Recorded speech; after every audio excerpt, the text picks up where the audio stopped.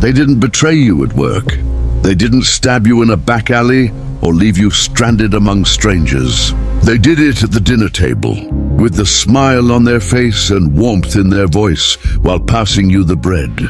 You have been protecting people who were never protecting you. You have been loyal, deeply, painfully loyal, and to a circle that has been quietly studying your weaknesses for years, mapping them, cataloging them, storing them for later. And the worst part? You already know who I'm talking about. You felt it years ago. Something small at first, a comment that stung too long, a secret that traveled too far, a hand that was never there when you actually needed it. You felt it. You just didn't want to say it out loud. Because they're family. Machiavelli said it out loud. 500 years ago, he looked at power, at loyalty, not at the people closest to those who fall. And he wrote something down that the world has been trying to bury ever since. Not because it was cruel, but because it was correct. Today we open that book. You were raised to believe that blood is thicker than water. That family is the one circle you don't have to audition for. The one place in the world that is safe by definition. And that belief, that warm, ancient, deeply human belief, is the exact reason you keep getting hurt in places that are supposed to feel safe. You are not weak. You did not fail. You simply played by rules that nobody else in the room agreed to follow. You extended unconditional trust to people who saw trust as a resource. You gave loyalty to people who filed it away as leverage. This is not a flaw in you, but it is your problem to solve. Machiavelli understood something about proximity that most men spend their entire lives refusing to see. Closeness does not equal safety. The closer someone stands to you, the greater the destruction they can cause when they finally decide to move against you. The enemy you fear is the one across the street. The enemy who ruins you is the one at your table. They know where you sleep. They know your history. They know the exact words that make you feel like the ungrateful one when you finally try to protect yourself. That is not love. That is architecture. Niccolo Machiavelli was born in Florence in 1469. He served governments. He watched princes and republics rise and fall in real time. He did not study power from a library. He watched it happen in the room. He was arrested, tortured, exiled, not for being dangerous, for being too honest about the world in ways that made powerful men deeply uncomfortable. He wrote The Prince as a survival guide, not for tyrants, but for any man who wished to walk through a world that does not reward innocence. He wrote this: men ought either to be well treated or crushed, because they can avenge themselves of lighter injuries. Of more serious ones they cannot. Read that again slowly. He was not talking about armies. He was not talking about strangers. He was talking about the people you half trust. The ones you keep giving small passes to. The ones you have confronted halfway and forgiven completely. Those are the most dangerous people in any man's life. You family member number one, the martyr. The martyr does not attack you. They suffer at you. You know this person. Every time you announce a new direction, make a decision that moves your life forward. Try to become a newer version of yourself. The martyr has a crisis, gets sick, reminds you with enormous pain of everything they gave up for you.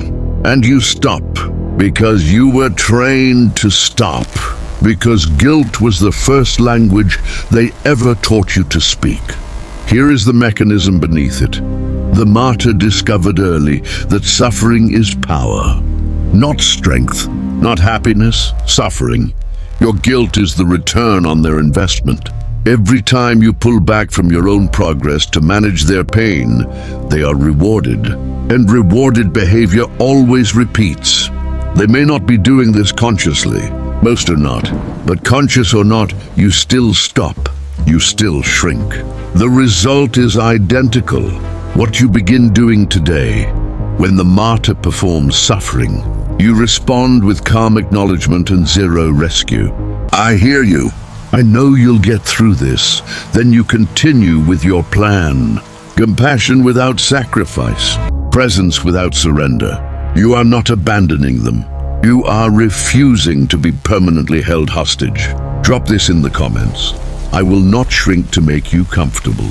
And family member number 2, the informant. The informant is everyone's favorite. Warm, curious, always checking in, always asking how things are going, how you are really feeling, what is actually happening in your life. And then they talk. Not to be cruel, at least not at first. They repackage your private struggles as concern. They circulate your fears and plans and setbacks through the family. Network wearing the costume of worry. Before long, every person in the circle has an opinion on your business, your relationship, your choices, because the informant handed them the map. And you handed the informant the map because it felt like closeness. Machiavelli was unambiguous. Information is power. The man who controls what others know about him controls. How they are able to move against him. A man who shares everything with everyone has no walls. A man with no walls has no defense. What you begin doing today, you give the informant a version of your life. Not lies, just the surface. The public story. The version you are comfortable with the entire family knowing, because that is exactly where it is headed. Guard the interior. Protect what is real. This knowledge is for protection, not destruction. But family member number 3, the dependent. The dependent loves you. This matters to say clearly. The love is real, genuine, it is not performance. But love does not exempt anyone from the damage they cause. The dependent has made you responsible for them, financially, emotionally, practically, and so gradually. You never noticed the weight until it became impossible to move under it. Every time you try to draw a line, the love goes cold, wounded, conditional, and you back down, because somewhere along the way, they placed their crisis in your hands and called it family. Machiavelli understood that resources and power are not separate categories. They are the same category. A man who allows his resources to be permanently extracted by those closest to him will never be powerful enough to build the life he is meant to build, or to protect anyone in it, including them. What you begin doing today, you set a number. A firm, specific, non-negotiable limit on what you will and will not provide. Not cruelty, strategy, because a drained man helps no one. You cannot pour from a vessel that has been emptied by someone else's hands. Drop this in the comments. My future is not collateral for your comfort.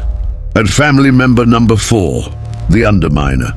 This is the most dangerous one on this list, because by the time you see it clearly, it has already done its work.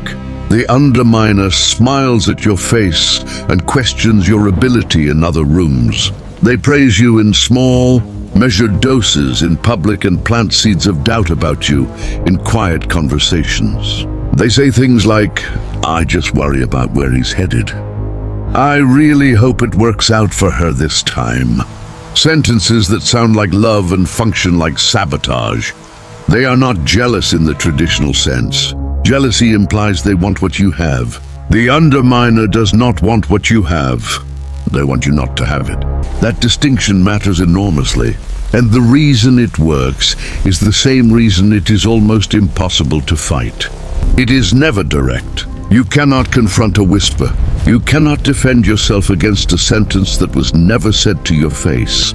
By the time you realize what has happened, the perception of you has already been shaped in rooms you were never allowed in. What you begin doing today, you watch behavior, not words. Watch what the Underminer does when you win. Watch the speed of their congratulations. Watch whether they appear when things are good and vanish when things get hard. Track the pattern over time. Behavior is the only honest language people cannot edit in real time. Drop this in the comments. I watch what you do, not what you say. You have carried these people quietly for years. You have managed their pain, absorbed their crises, guarded their secrets, and softened yourself every time your strength made them uncomfortable. You have been the reliable one, the one who always came back, the one who stayed silent when silence was slowly costing you everything. And while you were doing all of that, they kept moving. The old you is dead. The version of you that mistook familiarity for safety. That confused bloodline with loyalty. That stayed small to keep peace in rooms that were never actually peaceful. That man is finished. You are a weapon pointed at your own future, not at revenge, not at burning anything down, not at proving something to people who were never watching with honest eyes anyway.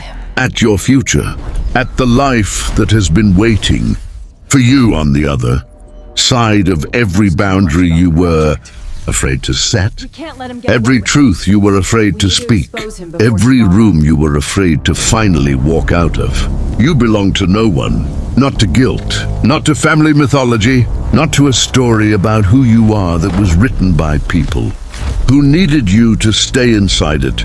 You are rewriting it now. And you will not ask anyone's permission. If this video reached you today, it did not find you by accident. You were ready for it. Some part of you already knew these things. You felt them long before you had the language for them.